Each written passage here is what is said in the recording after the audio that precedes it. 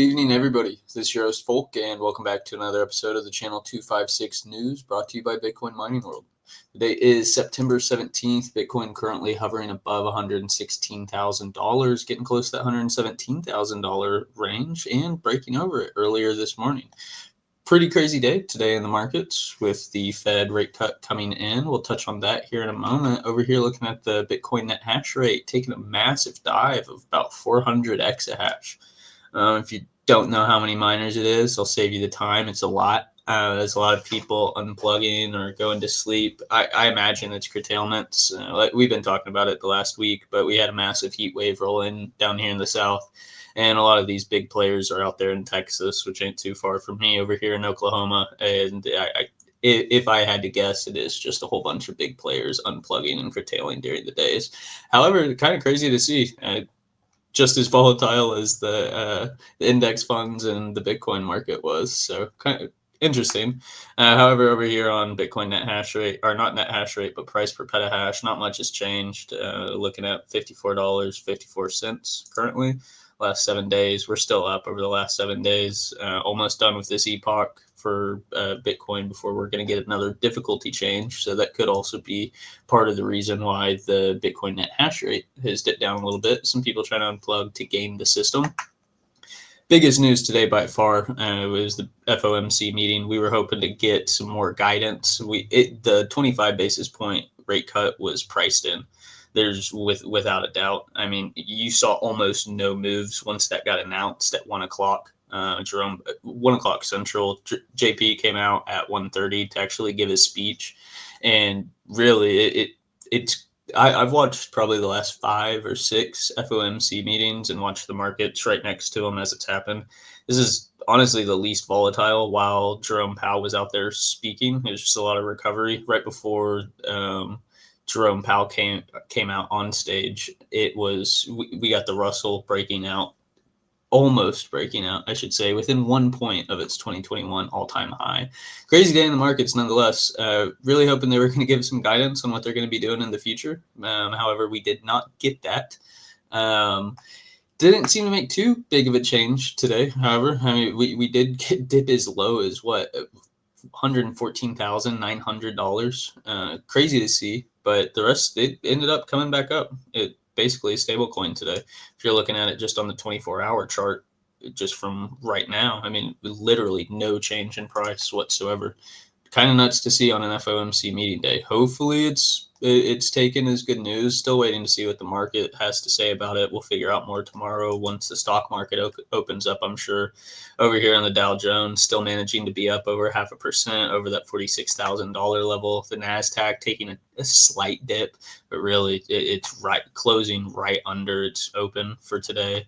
S&P 500 doing the exact same thing. So I'm saying it's like right here, you can see it.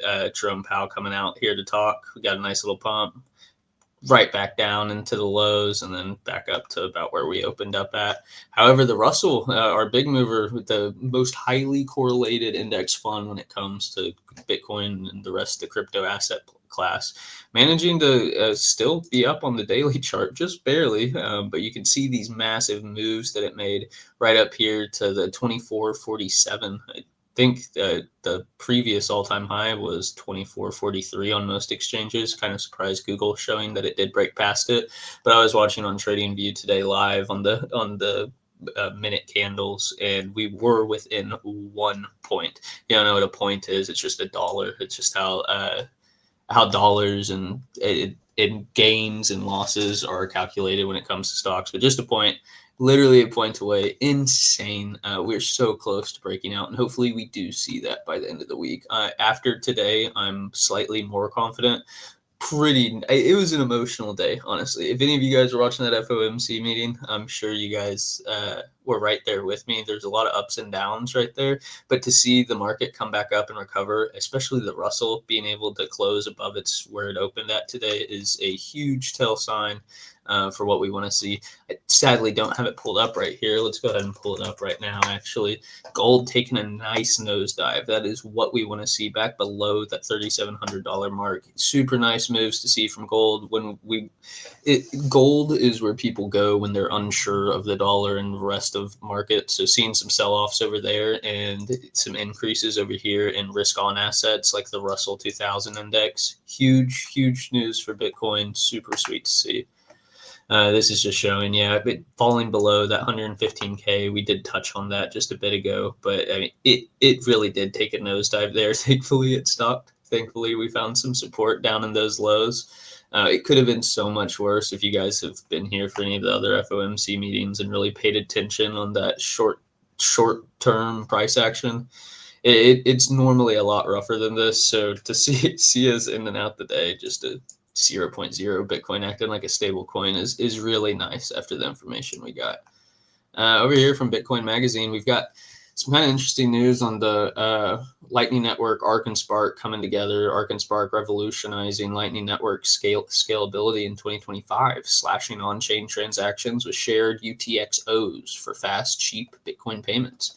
Their interoperable, trust-minimized designs overcome channel factory hurdles, commenting on Lightning's role as a Bitcoin layer 2 future.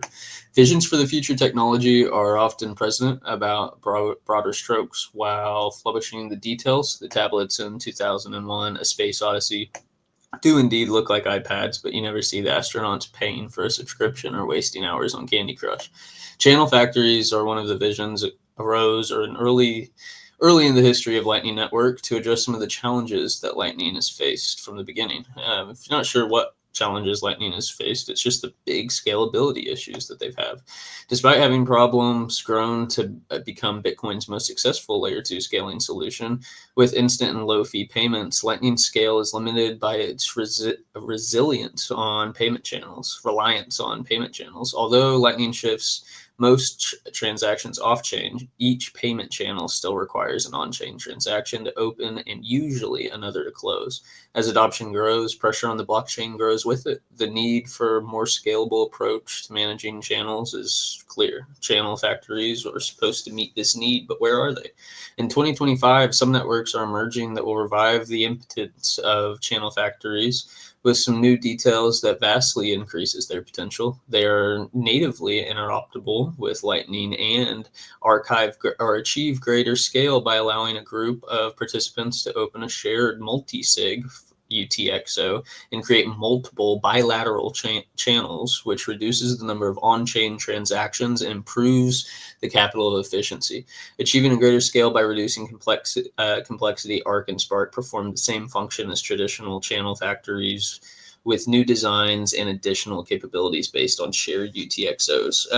I know we touched, I think, Tuesday last week on Bitcoin Knots, something that ignores almost all UTXOs. One thing that I'm not too sure on is if it ignores the Lightning transactions. When it comes to miners, really, Lightning transactions are not ideal. I mean, it's getting rid of a lot of the transaction fees that the miners would be earning through there. It's good for the users and good for Bitcoin adoption. I don't know where that level evens out at to what makes more sense for the miners and what makes more sense for the users to bring more people and turn more people into Bitcoiners. I'd be curious on what some of your guys' thoughts are on that, though. For some of the last big news today, we got the SEC makes spot crypto ETF listings process easier, approves Grayscale's large cap crypto fund. The move opens the way for exchanges to list spot digital assets backed funds without case-by-case approval for the regulator. See, this is something we were just talking about last Friday. As soon as the SEC was able to put out some guidelines, we were hoping to see some fireworks on the rest of the market. And I really do think this is what was able to help pull us out of these lows over here at 7 o'clock. It was a few hours ago now, but if you want to come back over here, I hate that I end up using this, but what is that?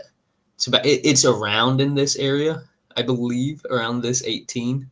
So we did get to see a nice little pump. It looks like it was happening already anyways, but there's no doubt in my mind that it was what was able to bring some light into the rest of the market.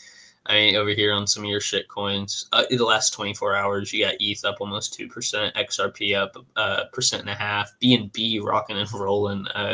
Power to you if you guys are holding. 2.8% up, Solana up 3.7%. With this Grayscale ETF being approved, it's just a collective of assets, including XRP, BNB, Solana, I believe Cardano and TRX. So you've seen some nice moves out of some of the alts, which is a good sign for the market historically. Hopefully this isn't already the rotational top for Bitcoin. I do think Bitcoin's got some more life in it, but we'll see. We'll see on this retrace if we stall out at the previous all-time high or right below it and start crashing back down. That's honestly probably it for Bitcoin. I know a lot of you guys don't want to hear that. I don't want to hear it either. I hope it's not the case. My best price target right now is the 135, 145 to 150 range, but we'll see what ends up happening. I'm going to keep it kind of short and sweet on today, guys. As y'all can see, it's a late upload. Got stuck moving some furniture tonight and ended up with flat tire. So I'm going to hit the hay. I appreciate all you guys for tuning in. If you're new to the channel, make sure to subscribe and hit that noti bell so you can always be notified when we're uploading new content and going live. Once again, thank you all so much for tuning in, and I'll catch you tomorrow. Peace.